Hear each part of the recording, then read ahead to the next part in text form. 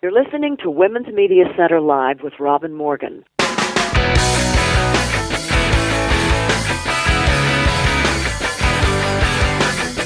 Welcome to Women's Media Center Live. I'm Robin Morgan. We have a lot of news today and features, and my guests, the first is a brilliant young novelist whose first novel about what happened to black women around the time of the Emancipation Proclamation and the decades following. This novel is gaining a lot of attention and well-deserved praise. And the second is a Grandmaster in chess, the greatest female chess player who's ever lived, who has in fact checkmated on occasion males whose names are now household words. So this is going to be fun. But first we need to go inside the headlines.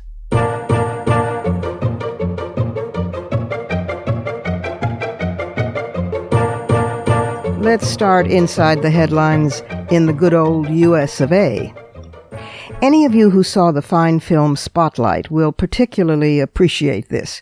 That same Boston Globe newspaper Spotlight team, well, they've been continuing their investigation of sexual misconduct, extending it to private schools in the New England region. They've identified 31 educators since the 1970s who, after being accused of sexually exploiting, harassing, and even assaulting students, blithely moved on to work at other schools or other settings with children, sometimes even with a warm recommendation letter from the administration of the school at which they had committed these offenses. Bravo for the real-life Spotlight journalists. Pakistan's parliament has just passed new laws to increase sentences for rapists and for those who commit the so-called honor killings of women, as well as new legislation that closes a loophole allowing many of these killers to go free. This was a very hard-won battle over a long time because these laws were heatedly opposed by Islamist legislators.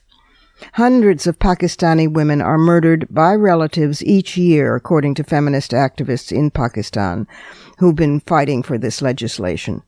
Most of the murderers have gone without any punishment because of a tenet in Sharia law that permits killers to walk free if they are forgiven by the victim's family. And usually the honor-killing murderers are family members.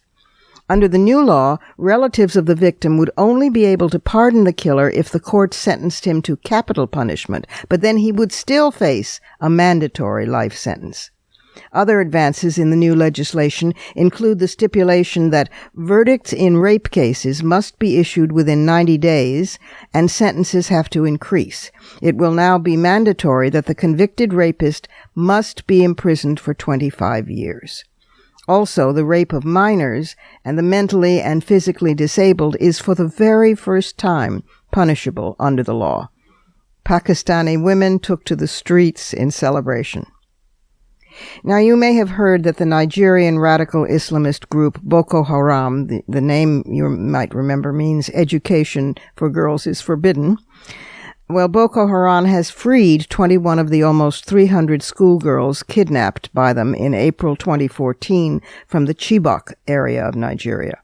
That abduction generated a worldwide campaign called Bring Back Our Girls. The release was accomplished through negotiations between the government and Boko Haram and brokered by the International Red Cross and the Swiss. It appears that the government freed imprisoned Boko Haram fighters in exchange, although officially that's being denied. These 21 girls, skeletal from lack of food, but otherwise apparently physically unharmed, well, it depends how you define harm, suffered deep psychological trauma, which is not going to go away quickly. And although photographs of the reunion with their families show that their mothers were weeping with joy, the returned girls face possible ostracism in their own communities based on fear that they may have been brainwashed into becoming Boko Haram fighters themselves. In fact, the girls said that they were given a choice to join the militants or become slaves. About half of the original group apparently chose to join and were forcibly married off to the fighters and then taken away and never were heard from again. Those who refused to join suffered more than 2 years of both labor slavery and sexual slavery, and those who were Christian or who held indigenous beliefs were forced to convert to Islam. Some were pregnant from rape, and one brought with her a 20-month-old baby. Of the original 276 abducted girls, some as young as 12, about 50 escaped in the early days after the abduction, although only one of those has been found since. The others remain in captivity, and the government says it will try to continue and negotiate their release, too. In Saudi Arabia, thousands of Saudis signed an online petition to abolish the male guardianship of women. The guardianship system reduces women to the permanent state of minors. Women need the permission of the male guardian to travel, marry, get higher education, be employed, sue or otherwise go to court, exit prison, have access to health care even, and many other basic tasks. Usually the male guardian is a husband, brother, or father, but if none of these are available or alive, a son, even at age 10, is required and allowed to give a grown woman written permission. In recent years, a growing protest movement spawned by Saudi feminists and human rights activists, and to be one of those two groups or both in Saudi Arabia is a very brave thing. Anyway, they pushed to abolish the system, generating a hashtag, I am my own guardian, which spread education about the issue. For example, that guardianship is not a concept embedded in the Quran, and it is not found in any other Muslim-majority nation. The petition racked up almost 15,000 signatures, and an estimated almost 3,000 women additionally sent telegrams to the king. Many men signed the petition, too, including even a few clerics. But whether or not the government and the royal family will actually do something about it this time is in question. The Saudi government agreed to abolish the guardianship system twice before, in 2009 and 2013, after a stern critical review by the United Nations Human Rights Council. The king did institute a few reforms, for example, making it easier for women to be employed and allowing women to vote and run as candidates in municipal elections. But there's a catch. Municipal councils have no power, and these supposed reforms stopped short of providing basic human rights to Saudi women. The new king is trying to reduce the country's dependence on oil, and it's thought that more involvement of women in the labor market is a necessity. Well, whatever the motive for change, let's hope it works this time. And whatever the outcome, Saudi feminists count it as a victory that they were able to get so many signatures nationwide on this issue. Bravo again. Meanwhile, the campaign protesting that women are not permitted to drive cars continues. And last, proving that religious fundamentalism is poison wherever you find it, last month the Satmar sect of Hasidic ultra-Orthodox Judaism tightened its grip on female education. The Satmar, which is a huge community in Brooklyn, New York, resist evil modern influences. They condemn the use of the internet. They favor religious Talmudic education over secular. But in recent years, more Satmar women began pursuing special education degrees after high school, either online or through religious colleges. Now, with a new degree from Satmar leaders, this practice will no longer be tolerated. Just 11% of Hasidic men and 6% of Hasidic women in and around New York City hold bachelor's degrees. And the poverty rate in Hasidic households stands at 43%, nearly twice the figure citywide. Reliance on welfare is common, although it's not that community that gets called welfare queens. But boys devote their time to Talmudic study, and then they're too poorly equipped to get jobs, and most men opt to continue their religious studies lifelong anyway, so they don't work. Women, who aren't permitted to study the Talmud as men do, have a slightly more secular education, so have a better grasp of English and math, and can get jobs, which they have to balance along with childbearing and child-raising, often having 8 to 10 children. The Satmar observed arranged marriage, and if a woman wants a divorce, she has to pay off her husband for a get, it's called, approximately $20,000, so that he will divorce her. She can't divorce him. Well, not surprisingly, more and more Hasidic women are escaping their communities and even setting up halfway houses for other women they left behind. We've had such women as guests on the program. They're courageous and terrific. Political leaders in New York City, beholden to the massive voting bloc that the Satmar constitute, why they are reluctant to say or do anything in opposition to this medieval community that practices such a violation of human rights. Ugh.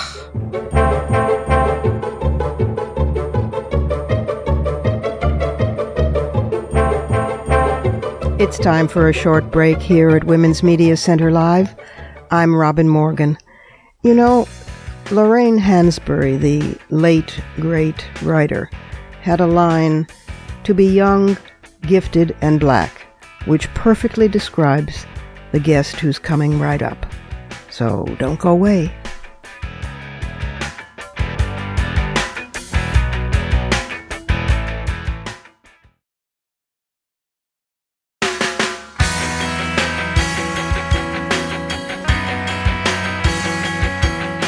You're listening to Women's Media Center Live with Robin Morgan.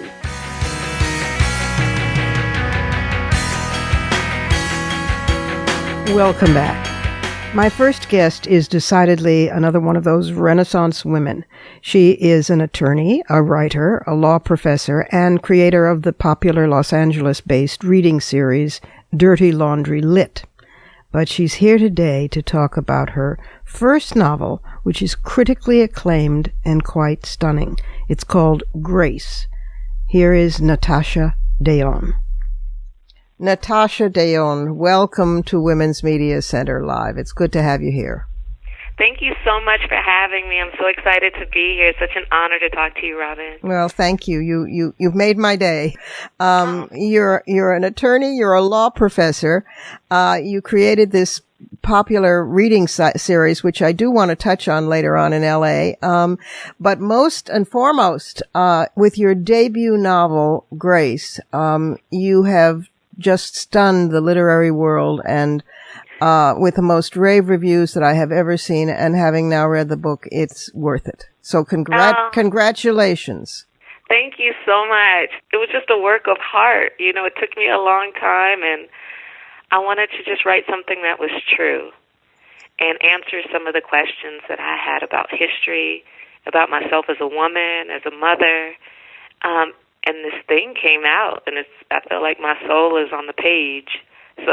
And that's what happened. Well, it's a hell of a beautiful, beautiful soul. But the craftswomanship is also extraordinary. Grace is an intergenerational mother-daughter and granddaughter and novel about taking place in the South in the 1840s, just before and during and after the Emancipation Proclamation.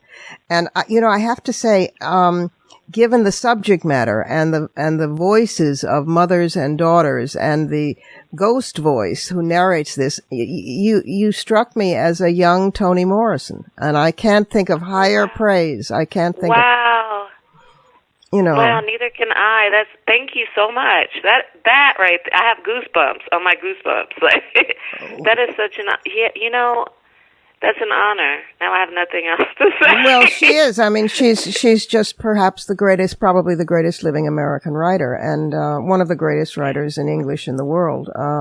Yes. But there was something very redolent. You have your own voice. It's not imitative, but it's like the next generation, and it's stunning. Tell in brief, for our listeners, the story of Naomi and Josie. Yeah, so Naomi is, she's a runaway slave, and she's the voice that tells the story of different outcast women on the eve of the Civil War and then shortly thereafter. And just before, she dies, she gives birth to a daughter who appears to be white, and that's Josie.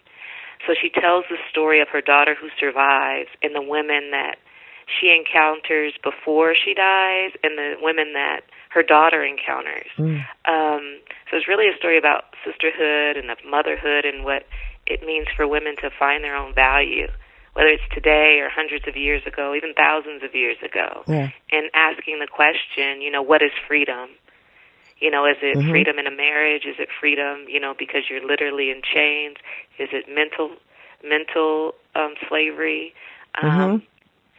And I try to make it applicable to women today as well. Oh, it is extraordinary. I mean, and it also, you know, is given the historical period that you're taking on, I hope that it will be educative to many readers who think that bingo, after Emancipation Proclamation, well, yes, there was this little thing called the Civil War, but then after that, you know, all was well. What's the problem? And of course, it unleashed, even after the Civil War, and Jim Crow, and I mean, what it unleashed in terms of white rage. People always talk about black rage. What it released in terms of backlash and viciousness, and still going on today. This should educate folks who think all was well once slavery was abolished. Yeah, I think retelling our history and just looking at it critically just brings so much insight about what we're going through right now. Exactly. And to see that we're not out of it, you know, that we're still suffering, whether it's immigration policies or whether it's how we treat women and how women treat other women, how men treat us, and within our own, you know, racial lines, if you will. I believe that there's only the human race, but we don't live in such a society. We are designated and labeled this way. Yeah. But really saying that we're still here. Yep. And we still have to find solutions, but we need to ask new questions that deal with this thing.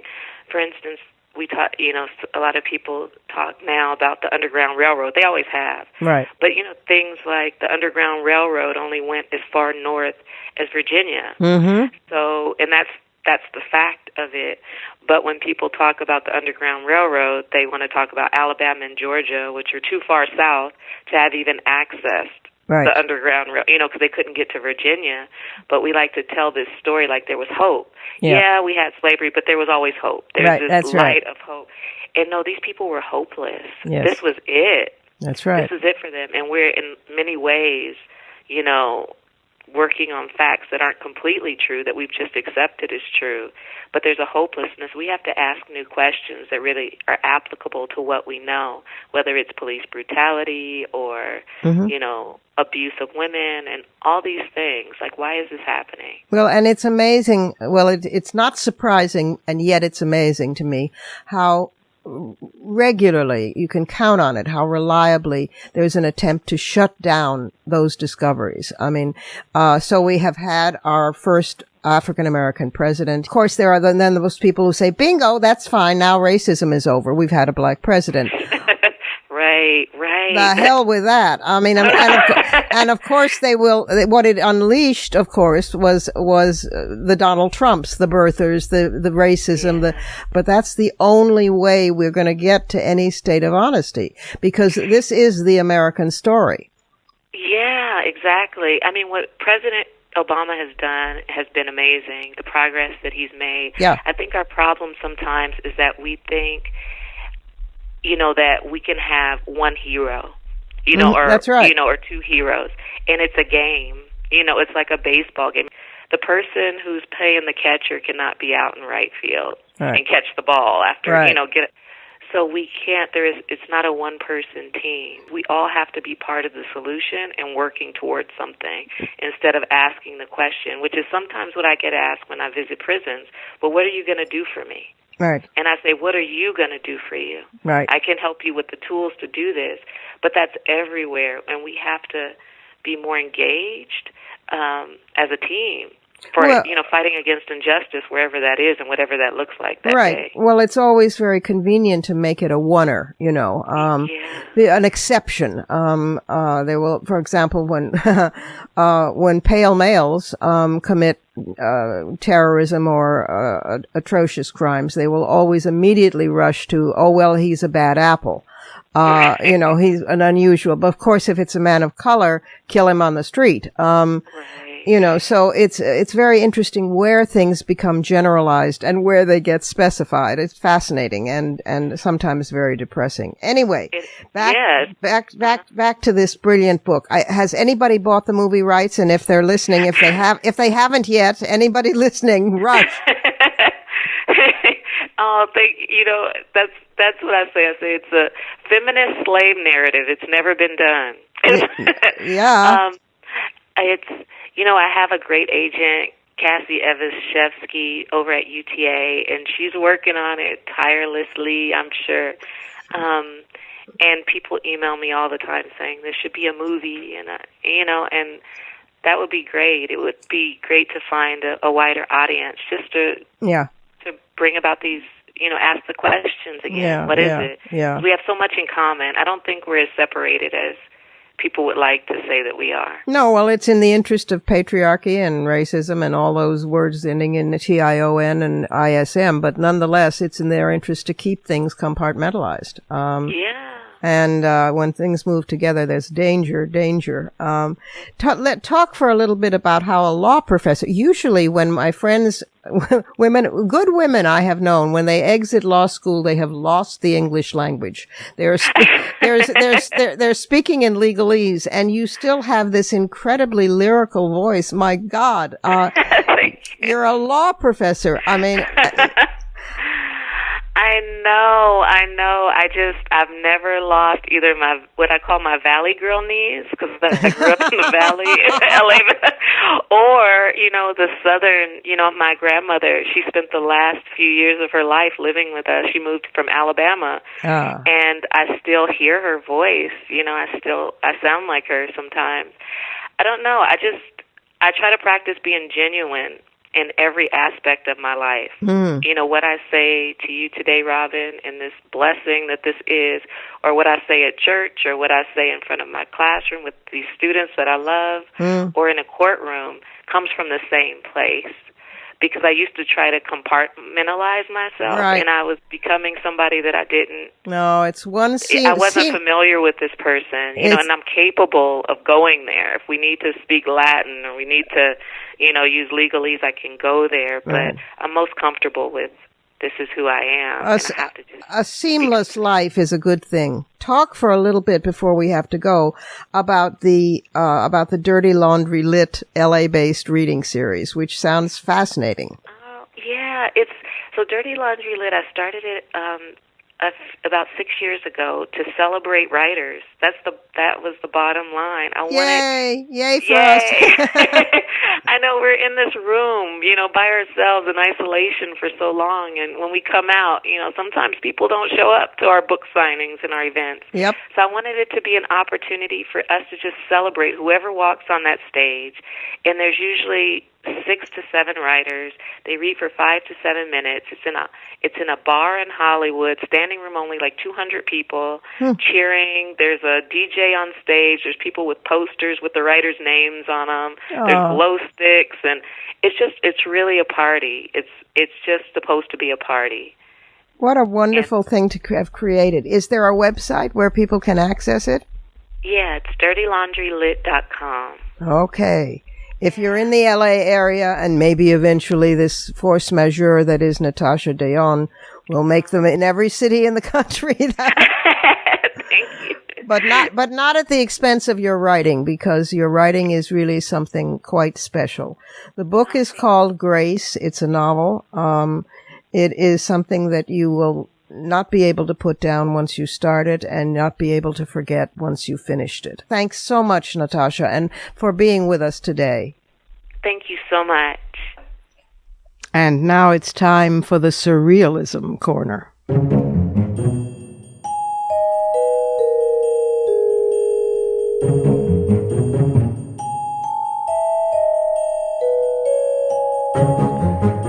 This is an outrageous one.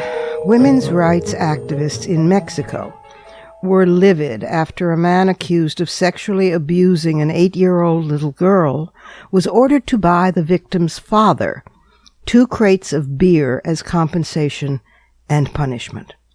The perpetrator, a 55-year-old former pastor, was given the sanction after the survivor's parents complained to the municipal government in Santiago Quetzalapa. It's a remote indigenous community southeast of Mexico City. Well, after local media coverage of the case prompted this enraged reaction, finally then the police arrested him on charges of aggravated rape. The area has a history of abuses which have been handled locally because Mexico has a system that's supposed to enshrine the traditions of local groups in a state with diverse indigenous populations. That sounds good, but the government has often been criticized for allowing local leaders to settle disputes according to their own beliefs rather than the written law. Many victims never even bother to report crimes.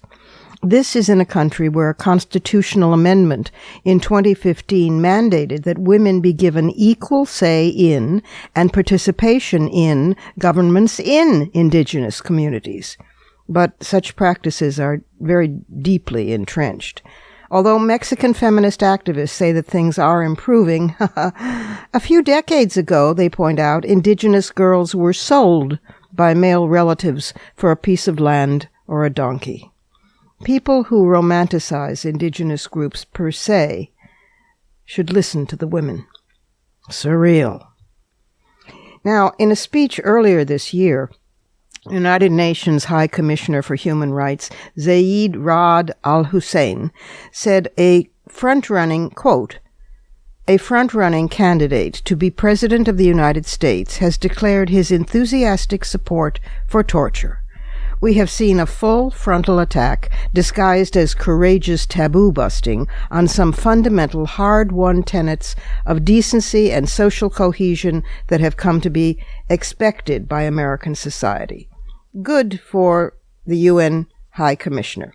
He also criticized leaders of right-wing populist movements in the United Kingdom, France, the Netherlands, Austria, Hungary, and the Czech Republic.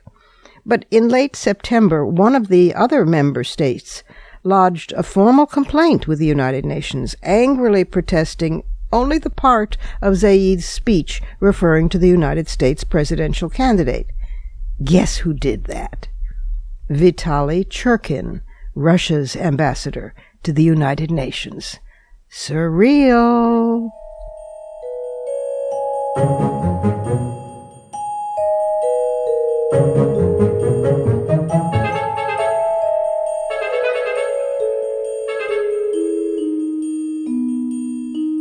Time for another break here at Women's Media Center Live. I'm Robin Morgan, and I will be right back with, well, a woman who has beat at chess Karpov, Kasparov, Spasky, and many others, and who was a prodigy younger than Bobby Fischer, the greatest woman chess player of all time and one of the greatest chess players of all time, Judit Polgár.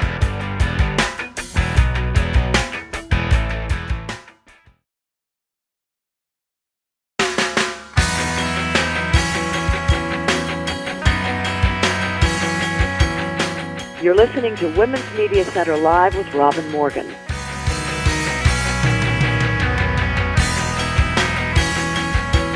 And we're back again. My next guest is Judit Polgár, Judit-Polgar, Judit Polgár. Now, if you don't know that name, it's because you don't play chess. She is a Hungarian chess grandmaster. She is, in fact, generally considered the strongest female chess player of all time. In 1991, she achieved the title of grandmaster when she was only 15 years and 4 months old, breaking the record previously held by Bobby Fischer. She was the youngest player ever to break into the top 100 players rating list. She is the only woman to qualify for a world championship tournament. That was in 2005. She is the only woman to have defeated 11 current or former world champions in either rapid or classical chess. That includes Anatoly Karpov, Garry Kasparov, Boris Spasky. It's the basic boys. She announced her retirement from chess in 2014, and she was elected as the new captain and head coach of the Hungarian national men's team. In 2015, she received Hungary's highest decoration, the Grand Cross of the Order of St. Stephen of Hungary. You don't want to try a castle kingside with Judit Polgár. Here she is. Welcome, Judit Polgár. Welcome to the program. Thank you. Hi. Hi. I feel impressed and awed and intimidated because as an amateur chess player myself for years, to meet the greatest woman chess player in the world, even by phone, is very exciting. You were a Grandmaster at the age of 15, and you were a child prodigy, and you continued this into your adulthood. Even the men who are sexist in chess admit that you are great chess player. But what do we do with somebody like the British Grandmaster Nigel Short, who just last year wrote that men's brains were wired better for chess, and instead of fretting about inequality, he said, perhaps we should just gracefully accept it as fact. How does he deal with the fact that you have beat him 8 times if your brain is not wired for chess? What do we do with such people? Well, actually, when I started to play chess, my parents gave me an education that they believe that girls are capable to do the same achievements as boys if they have the same circumstances and training. So I was raised and played with men, had men teachers and training partners, and I was practically all my life I was fighting with men. And for me, and I believe that we are capable of doing really the same results, even though we are different, women and men. Yes. And, well, I think Nigel Short wanted to point out that, he knows it exactly how he experienced during the games, what kind of experiences he had, and not very positive against me. Yeah. But I was the only one so far who qualified to the top 10 in the open section, and I was really fighting with the very top Grandmasters world champions during my years. And unfortunately, there are not other ladies yet who are following my footsteps and really fighting between the very best. And I think it has social elements. Yes. If I'm looking for reasons why is that simply parents, mothers, fathers, the society is simply not demanding, doesn't want to inspire girls to challenge in such a men's world practically, because that's what it is, the chess society, because simply there are about more than 90% of registered players are men. Yeah. So it is a problem for girls to find motivation to play with boys and then later on with men, because of course there's a big difference in balance. Yes. So at the moment when girls want to be involved in chess, like the objective part, like really trying to be the best from chess point of view, not only being the best between women, they have to be good characters. They have to have this attitude that they love challenges. They want to show. They want to fight. They want to have this competitive attitude. So those girls, I think, they have good chances to show that they can be really very good. But on the other hand, I think it's also a difficulty for girls that when they have their coaches, they always tell them that, well, you can be a woman world champion because there is a separate section. Right. And I think it's not only women, men also, and generally people always like to choose the easiest way, right? Yeah. So if for women, if it's enough to be a 2600 rating point player, it will be good enough to become a world champion. So they get the same pride, they get this feeling of how good they are becoming a world champion. So within their family, friends, and society, they are appreciated for that too. And I'm pretty sure if we would say to a man that you don't have to reach the 2800 rating points, much higher, but you're going to be happy and having all kind of titles if you perform much less, they would be happy with that too. Yes, of course. Well, it all comes down to having support and challenge to go further. I mean, do you know, I'm sure you do know about the study that was reported in the European Journal of Social Psychology in 2007. It was very intriguing. When women did not know their opponent's gender or they thought they were playing other women, they won half the games. But when they were told that when they thought that they were given reason to think that their opponents were male, they won only one of their games, 1 out of 4, although they faced the same opponents in all the conditions. But they played less aggressively, and they most of all displayed lower self-esteem against so-called male opponents. And you were trained, your father, and with two of your sisters, all 3 daughters, made it very clear that there was nothing you couldn't do or take on. Kasparov at one point said about you, she has fantastic chess talent, but she is, after all, a woman. It comes down to the imperfections of the feminine psyche. No woman can sustain a prolonged battle. This is pretty hilarious right now. We're facing this in the United States over the presidency. And of course you beat Kasparov too.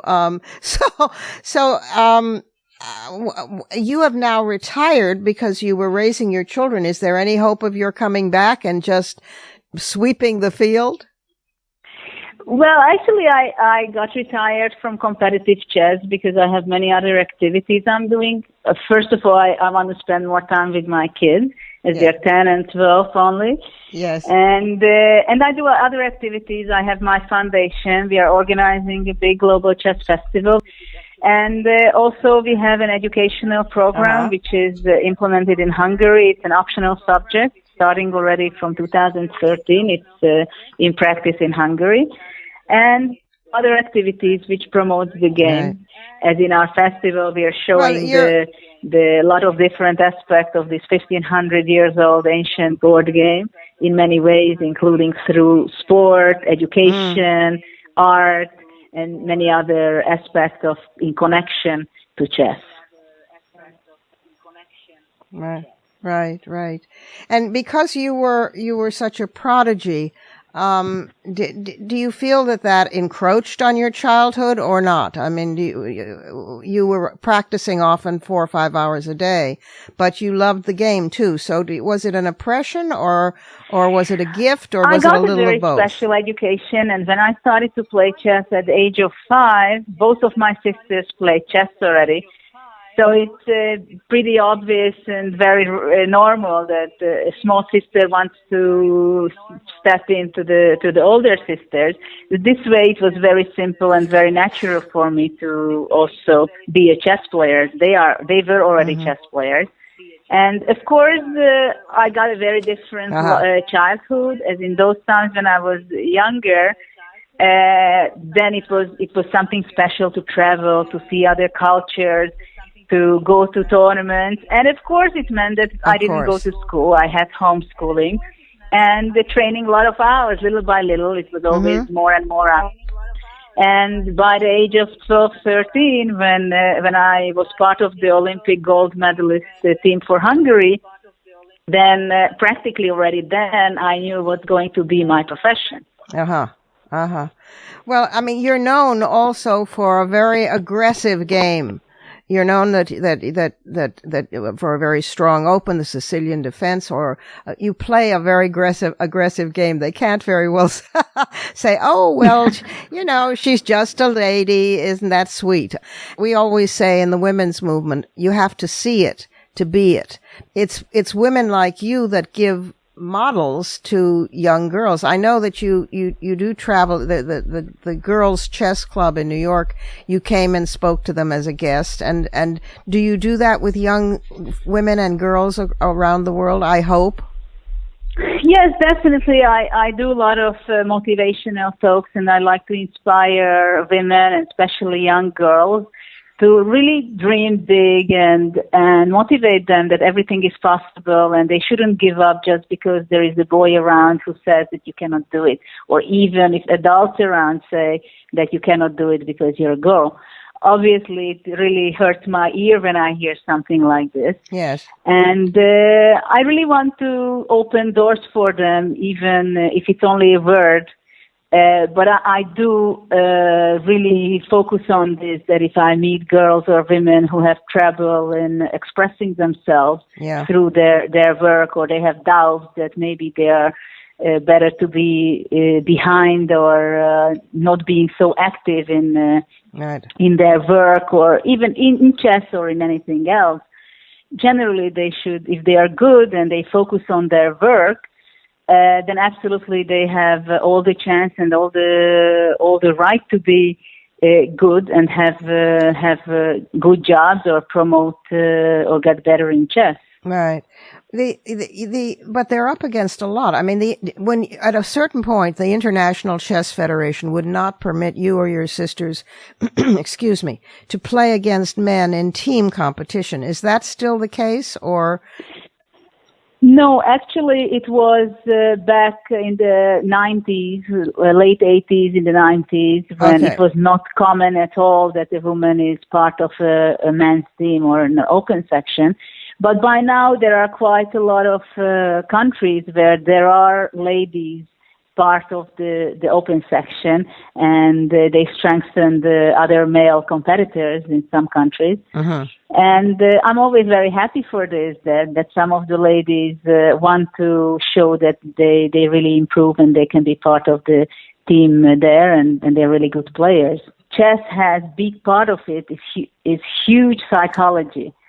And this means that, for example, it was a very typical situation when I was playing with Kasparov in my teen years for the first time. Yeah. I usually say it, and I think I was not the only one who felt that way, that simply before making a single move, I knew I'm going to lose the game. Uh-huh. Because psychologically, he had such a power towards me, but not only against me, also to other male competitors who were not as good as him. Right. That simply, when psychology is there, then it can be very powerful. It can simply paralyze your play. Yes. And it is true that, for example, I was wondering quite a few times that what would have happened if when somebody's strong player plays against the world champion, what would happen if you wouldn't see the other person who you play? Exactly. Because, of course, usually they are really better than the opponent, but that's only a small part of it. Yes. Especially on the very highest level, as there is very, very slim, small differences.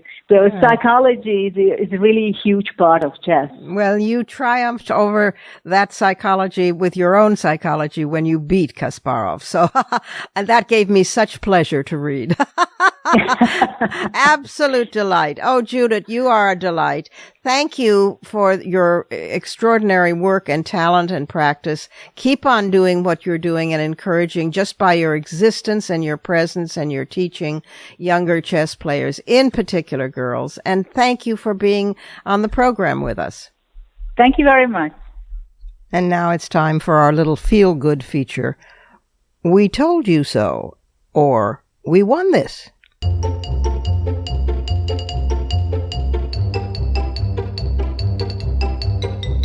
First, a decidedly we told you so one. So, there's a new first-of-its-kind study from the University of California, San Francisco, finding that women seeking an abortion are as or more certain about their decision than those making other healthcare decisions, such as whether to have surgery or be treated for cancer. Are you surprised? I'm so not surprised.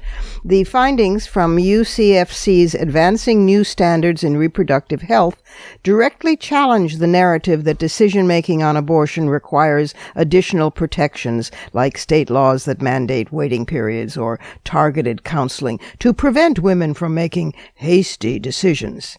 About 500 English and Spanish-speaking women ages 15 and older comprise the population of the study, and surprise, it was found that women actually make a well-considered decision. Whoa! We told you so. And then there's a we won this. Negotiators from more than 170 countries on October 15th reached a legally binding accord to counter climate change by cutting the worldwide use of a very powerful planet-warming chemical used in air conditioners and refrigerators, hydrofluorocarbons, or HFCs. HFCs are just a small percentage of greenhouse gases in the atmosphere, but they function as a sort of supercharged greenhouse gas with 1,000 times the heat-trapping potency of carbon dioxide. And the Kigali Accord, it was signed in Rwanda, in the capital of Rwanda, will stave off an increase of atmospheric temperatures of nearly 1 degree Fahrenheit. That in itself is a major step. Overall, the deal is expected to lead to the reduction of the equivalent of 70 billion tons of carbon dioxide from the atmosphere, about 2 times the carbon pollution produced annually by the entire world. Yay! This was a special initiative also that President Obama fought very hard for, and that obviously environmentalists from all over the world got behind. We won this.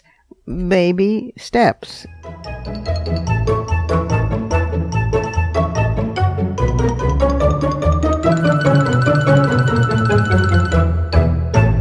One last quick break here at Women's Media Center Live. I'm Robin Morgan, and I'll return in just a moment with some fighting words.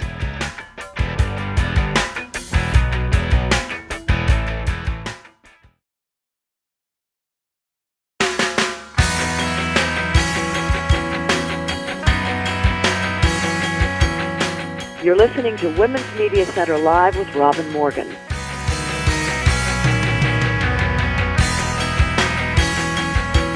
Welcome back again to some fighting words.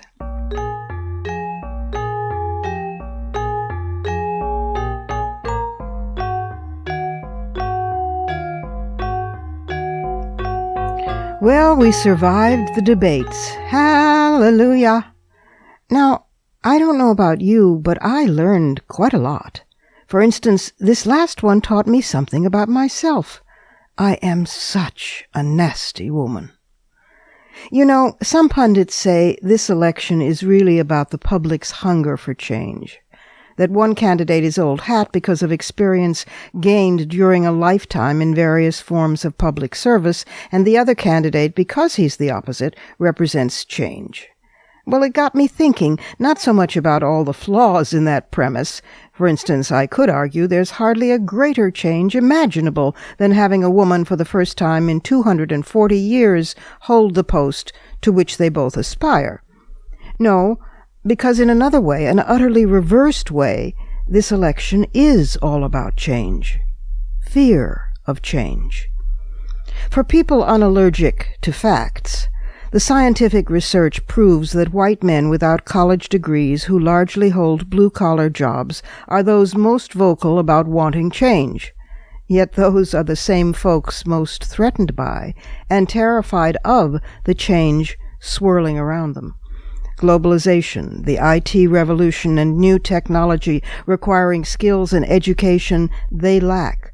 Demographic shifts in ethnicity that show this country will no longer be a majority European American nation soon, and years of social justice activism that have begun finally to yield such results as the passage of the marriage equality law, greater access to jobs and public places for the disabled, and, of course, the advancement and empowerment of women. These guys who claim they want a change agent aren't hungry for change.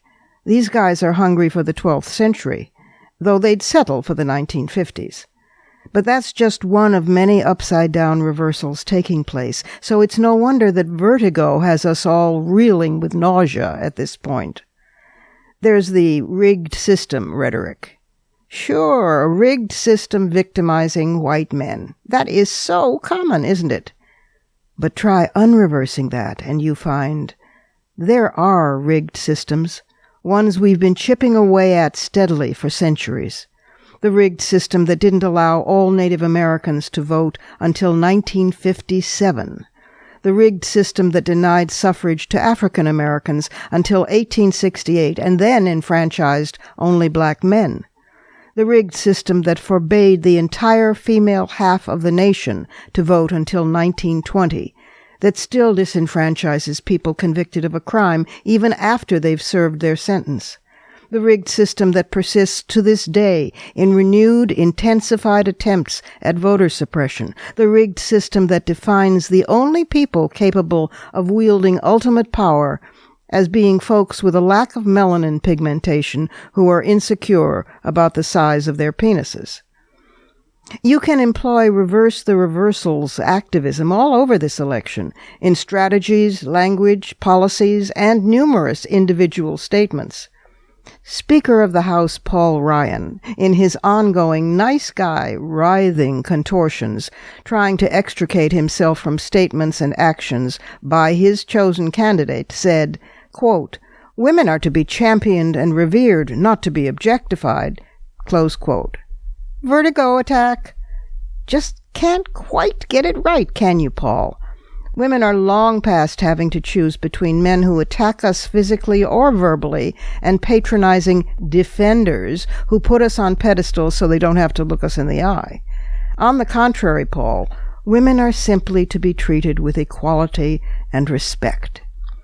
Other reversers include those who claim, well, I certainly deplore what so-and-so says, but that's not what he really means, or, well, what he did certainly is dreadful, but that's not the person he really is. Vertigo.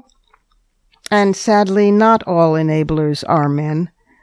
Look, I don't blame Melania Trump for standing by her husband and choosing to disbelieve all the women who have come forward to prove that he's a man of his sexist words, any more than I blame Hillary Rodham Clinton for having done the same decades ago. I was once married, gleefully divorced now for over 20 years, and I defended my then-husband's misdeeds for reasons and in ways that now seem incomprehensible to me. I never went so far as Melania in her indulgent tone, but that subservience is reflective of the patriarchal Slovenian culture in which she was raised, which for so long was part of an isolated Eastern European bloc of countries mired in the 1950s. But I do notice the reversed logic employed in her recent interviews. On her husband having bragged about sexually assaulting women, she laughed, "Boy talk, you know, like teenage boys." That's a quote. When her interviewer replied that her husband had been 59 years old at the time, she smiled, quote, "I know. I often say that I have 2 boys at home, my young son and my husband," close quote. Her son is 10 years old. Now, either she thinks that someone with the mental and emotional age of a teenage boy should hold the most powerful post in the world, or she's sending us one hell of a feminist signal. Vertigo. Needing to reverse the reversals isn't new. Survivors of rape, prostitution, pornography, child sexual abuse, and sexual harassment and assault all are familiar with it. Fortunately, Jennifer Freyd, it's spelled F-R-E-Y-D, she's a brilliant psychologist, editor of the Journal of Trauma and Dissociation, and professor of psychology at the University of Oregon. She has given us a valuable tool from her research. It's an acronym for a devastatingly effective power strategy that is relevant right now. It's called DARVO, D-A-R-V-O, which stands for Deny, Attack, and Reverse Victim and Offender. For instance, none of this ever took place. Deny. You are a disgusting human being. Attack. They're making up the allegations to hurt me. Reversed victim and offender. Such statements as, she made me do it, she was asking for it, little girls can be sexually provocative, and lots more all fit into DARVO. Isn't DARVO helpful? To find out more, you can go to the website dynamic.uoregon.edu, or simply key in the capital letters DARVO, D-A-R-V-O, to the search field of your browser, and it will pop right up. I bet that you, like me, will discover that you've been DARVO'd far more than once in your life, winding up blaming yourself for what was actually perpetrated upon you. Gratitude to Jennifer Freyd for giving us this sword and shield with which to protect reality. One last note, and I'll keep repeating it online and on air through November 8th. Voters who experience problems or threats on Election Day can call 866-OUR-VOTE. That's 866-OUR-VOTE, It's a nonpartisan hotline staffed by trained volunteers who can answer questions and notify election officials of violations and intimidations. Those are my fighting words. Add yours on Twitter and be sure to tag us at WMC Live and use the hashtag #FightingWords.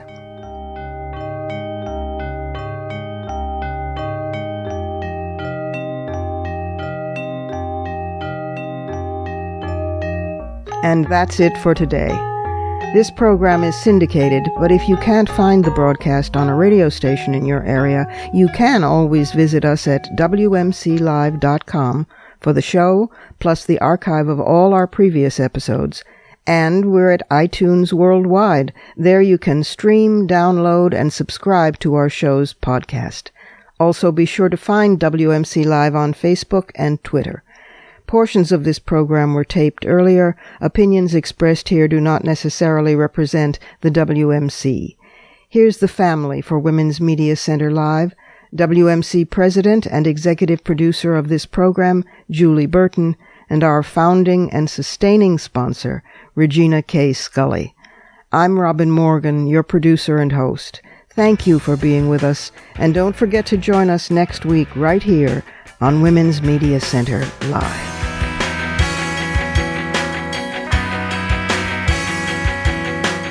For the smartest talk about news, politics, sex, books, religion, race, and more, tune your radio to Women's Media Center Live with Robin Morgan.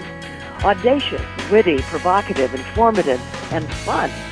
It's Women's Media Center Live with Robin Morgan on WMCLive.com. Talk radio with a brain.